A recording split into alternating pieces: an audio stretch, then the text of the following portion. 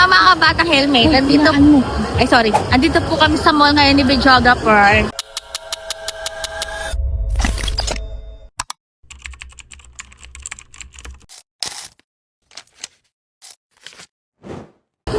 Dahil ako ay nagpalamig. Bakit ako nagpalamig? Kasi mainit. Para makatipid na rin mga kabatang helmet sa kuryente sa bahay, di ba? At least dito sa mall, centralized naman yung aircon. Di naman kailangan magbukas ng aircon sa bahay. Pero ito nga mga kabatang helmet, dahil nga di ba, bumisita nga si Sec Vin sa Naga. Ito yung ilang mga areas na pinuntahan nila, videographer.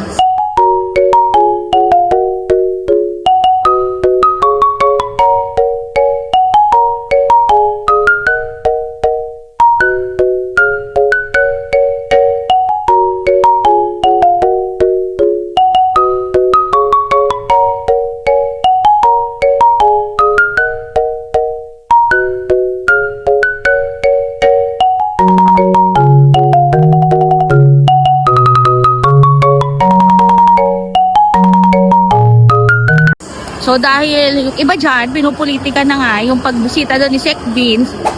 Diyos ko, ewan ko ba sa mga troll videographer, wala na talaga silang maibato. Pero ito nga, Diyos ko, may post na itong si videographer, yung asawa ng #1 senator nyo. Sinabi? Nag-post nga ng may pizza, gano'n. Nag-react ako doon. Sabi ko, yan ang pinapasweldo natin. Di ba totoo naman? Bakit saan ba nanggagaling ang sweldo ni Robin Padilla? Di ba sa tax natin? Anong pinost niya? May pizza nga, may halal lang nga daw na pizza. May halal na pizza? Oo, sabi ko naman doon, yan yung pinapasweldo natin. Baka totoo naman, tapos ayun nga, ang dami na nag-bash sa akin doon. Pero ang point lang dito, kung ayaw nyo makomenta yung mga pinopost nyo, huwag kayong mag-post, diba? Ang big deal sa inyo kapag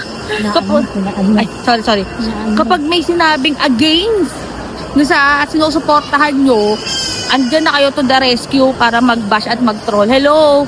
Tsaka kahit saan nyo pating ng anggulo, pinapasweldo naman talaga natin yan eh. Galing sa tax natin sa sweldo ng mga senador. Hello? Magtanga lang.